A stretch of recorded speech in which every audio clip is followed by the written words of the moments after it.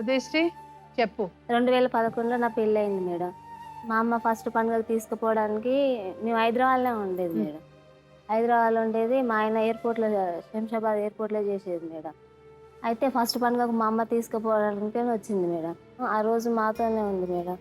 మాతోనే ఉంటే అక్కడ హైదరాబాద్‌లో మా అమ్మమ్మ వాళ్ళు ఉండేది మేడం మా పక్కనే. అయితే అమ్మమ్మ వాళ్ళ ఇంటికి మా అమ్మ చూడడానికి పోదాం రారా అని అడిగింది మేడం. ఇక మా అమ్మమ్మ వాళ్ళ ఇంటికి పోయినామండి. అక్కడికి పోయి అక్కడ కూర్చొని అన్నం తింటుంటే మా ఆయన ఫోన్ చేసి, "నువ్వు అక్కడికి ఎందుకు పోయినావు? ఎవరికి చెప్పి పోయినావు? ఎట్లా పోయినావు?" అని లొల్లి పెట్టుకుంది మేడం. అయితే నేను అక్కకు చెప్పొచ్చిన బావ, అక్కకు చెప్పొస్తే, "సరే రాండి, తర్వాత పనంతా అయిపోయినాక రాండి" అని అన్నది. అక్కకు చెప్పి వచ్చినా, "ఎందుకు అట్లా సీరియస్ అయితున్నావు బావ" అని నేనన్నా. అయితే "అవసరం లేదు, నువ్వు అటు నుంచి అటే పో, ఇంటికి రావద్దని" ఇక ఫోన్ కట్ చేసిండు మేడం. కట్ చేసినాక నేను ఇంటికి మళ్ళీ అక్కడి నుండి మా ఇంటికి వెళ్ళిపోయినా మేడం. మా ఇంటికి వెళ్ళిపోతే, "ఇంటికి ఎందుకు వచ్చినావు? నువ్వు అటు నుంచి అటే పోక" అని అంటే, "ఎందుకు బావ అట్లా అంటున్నావు? నేను అక్కకు చెప్పే పోయినా కదా" అని నేను అన్నా మేడం. అన్నాక ఇక తెల్లారి మేము పోవడానికి తయారైనాం మేడం మా ఇంటికి. అయితే బావ లేలే అంటే, "అస్సలు లేస్తలేదు, పో, అవసరం లేదు, నువ్వు వేటన్నా పో, నాకు అవసరం లేదని" అన్నాడు మేడం.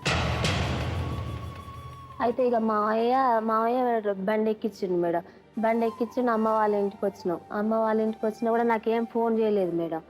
తిన్నావా, ఉన్నావా, మరి ఎప్పుడు వస్తున్నావా అని కూడా ఫోన్ చేయలేదు మేడం. ఫోన్ చేయలేదు. నేనే మళ్ళీ 2 రోజులు అమ్మ వాళ్ళ ఇంటికాడ ఉండేసి వచ్చి మళ్ళీ నేను నాన్నని తీసుకొని వచ్చిన మేడం. నాన్నని తీసుకొని వచ్చినా ఇక నాన్న దోలేసి ఇంటికి వెళ్ళిపోయిండు మేడం. ఇంటికి వెళ్ళిపోయిండు. ఇక అప్పటి నుండి గొడవలు మేడం, కొట్టడం, చేయటము, ఇక నన్ను సరిగా చూసుకోకపోవడం, ఎటో ఇది పోవడం. ఒకే కారణం వల్ల నిన్ను కొట్టడం, తిట్టడం అన్ని అవును మేడం. ఈ ఒక్క కారణమే. కొట్టడం, చేయడం, ఎటో పోవడం, ఎడిపోయినావు అని అంటే నాకు కారణం చెప్పకపోవటం, నీకెందుకు చెప్తే నీకు అవసరం లేదని కొట్టడం.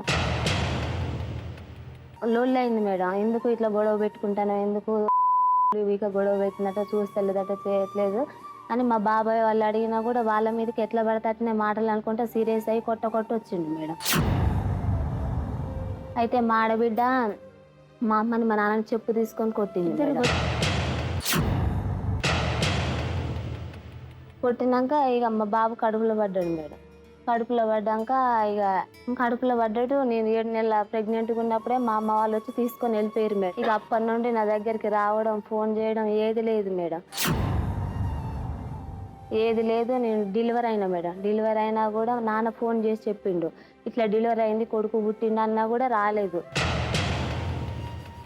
ఇంటికి వెళ్ళిపోయిన 10 రోజులకేమో నాకు ఇక ఉట్టుట్టిగానే చెమటలు వచ్చి కళ్ళు తిరిగి బీబీడనే కింద పడిపోయాను మేడం.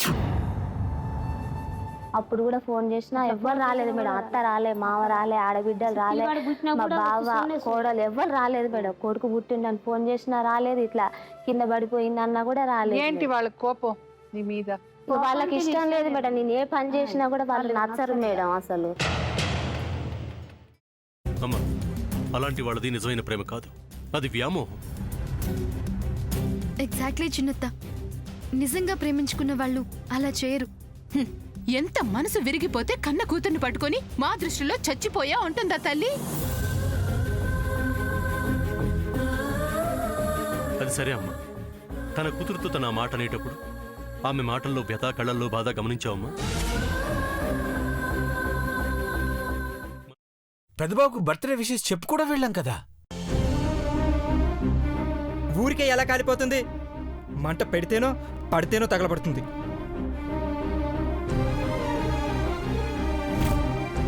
కరెక్ట్ చిన్నబాబు, నీకొచ్చినట్టే నాకు డౌట్ వచ్చింది. పార్వతే షర్టును తగలబెట్టిందనుకుంటా.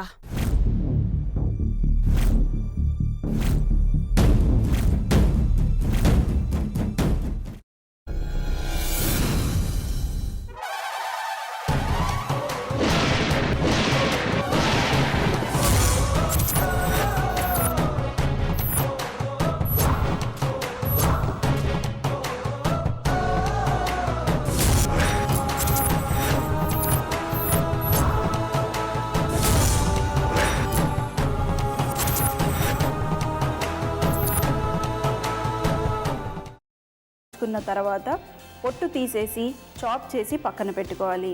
ఒక ప్యాన్లో కొద్దిగా నూనె వేడి చేసి అందులో ఆవాలు, మినప్పప్పు, శనగపప్పు, కరివేపాకు, సన్నగా తరిగి పెట్టుకున్న ఉల్లిపాయలు వేసుకుని 1 నిమిషం పాటు వేయించుకోవాలి. ఆ తర్వాత కాల్చి కట్ చేసి పెట్టుకున్న వంకాయని కూడా అందులో వేసుకుని బాగా మిక్స్ చేసి బౌల్లోకి ట్రాన్స్ఫర్ చేసుకుని అందులో తగినంత చిక్కటి పెరుగు లేదా పల్చటి పెరుగు వేసుకుని మిక్స్ చేసి అన్నంతో కానివ్వండి, చపాతీతో కానివ్వండి సర్వ్ చేసినా చాలా బాగుంటుంది.